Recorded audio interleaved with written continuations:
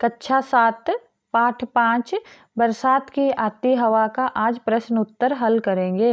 मौखिक प्रश्न। प्रश्न को कभी किस हवा का वर्णन कर रहे हैं? उत्तर कभी बरसात की आती हवा का वर्णन कर रहे हैं। प्रश्न को वर्षा धुले आकाश से का अर्थ स्पष्ट कीजिए। उत्तर वर्षा धुले आकाश से का अर्थ है कि वर्षा होने के बाद आकाश पूरी तरह साफ हो जाती है। प्रश्न गो कवि ने बरसात की हवा को मंद मुस्काती क्यों कहा है?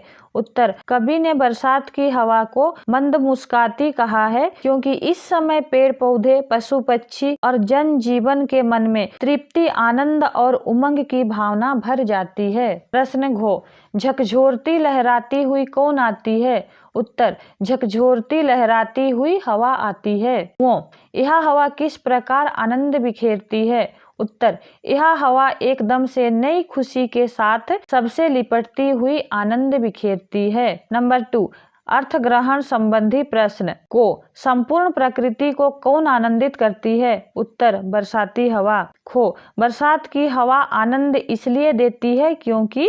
उत्तर यह शीतल और सुखदायी होती है। गो धरती और आकाश दोनों के प्रति बरसाती हवाओं का व्यवहार कैसा होता है? उत्तर धरती और आकाश दोनों को झकझोर देती है। क्वेश्चन नंबर 3 लिखित प्रश्न लघु उत्तरीय प्रश्न। प्रश्न को चंद्रमा के पास से कहकर कवि आकाश की कौन सी विशेषता बता रहे हैं?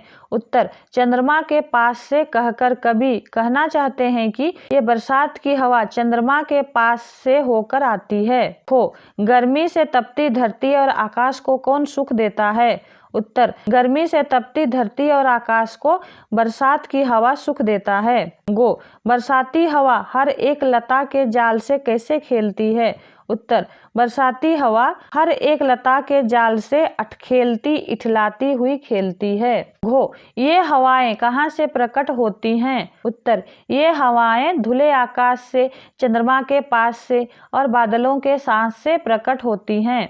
वो हमें इन हवाओं से क्या सीखने को मिलता है? उत्तर इन हवाओं से हमें खुशहाली से जीवन जीने की प्रेरणा मिलता है। दीर्घ उत्तरीय प्रश्न। प्रश्न को बरसात की हवाएं कहाँ से आती हुई प्रतीत होती हैं? उत्तर बरसात की हवाएं आकाश, चंद्रमा के पास तथा बादलों के साथ से आती हुई प्रतीत होती है। प्रश्न खो पर्वत शिखरों और ढाल में ये हवाएं कैसी लगती हैं? उत्तर पर्वत शिखरों और ढाल में ये हवाएं झकझोर लहराती जैसी लगती है। गो हरे भरे पौधों के साथ इनका व्यवहार कैसा प्रतीत होता है?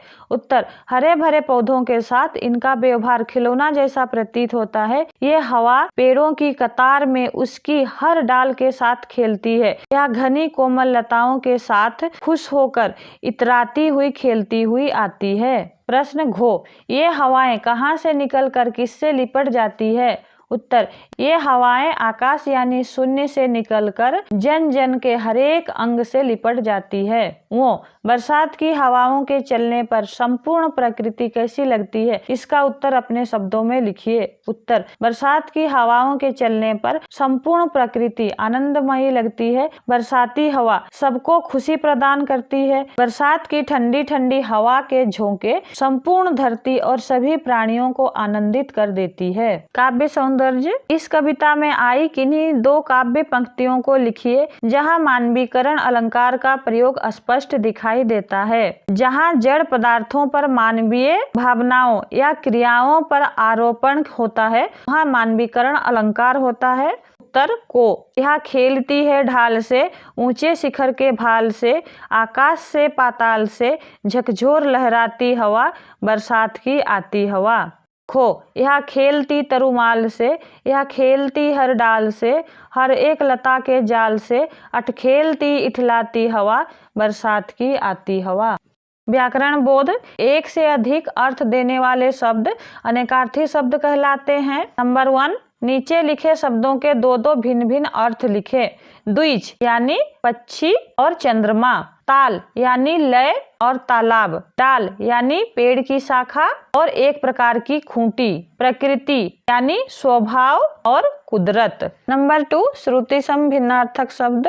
श्रुति सम भिन्नार्थक शब्द जो शब्द देखने और सुनने में एक जैसे प्रतीत होते हैं परंतु उनमें मात्राओं की भिन्नता के कारण उनके अर्थ सर्वदा भिन्न होते हैं, उन्हें श्रुति सम भिन्नार्थक शब्द कहते हैं। निम्नलिखित श्रुति सम या समरूपी भिन्नार्थक शब्द युग्मों के अर्थ लिखिए। को छात्र यानी विद्यार्थी, छत्र यानी छतरी। खो उदर यानी पेट, उदार यानी दयालु। गो अवधि यानी समय, अवधि मतलब भाषा। घो चपल यानी चंचल और चपला यानी लक्ष्मी। नियत यानी इरादा, नियत यानी निश्चित। चो अनल यानी आग, अनिल यानी हवा। छो अचार यानी आम नींबू आदि का अचार और आचार यानी व्यवहार। ओ समान यानी भिन्न, आसमान यानी आकाश। नंबर 3, निम्नलिखित शब्दों के 2-2 पर्यायवाची शब्द लिखिए। आकाश का आसमान और गगन, पानी का जल और नीर, धरती का भू और धरा, चंद्रमा का शशि और मयंक, हवा का वायु और पवन, बादल का मेघ और जलद, शरीर का तन और काया, वृक्ष का पेड़ और तरु। धन्यवाद।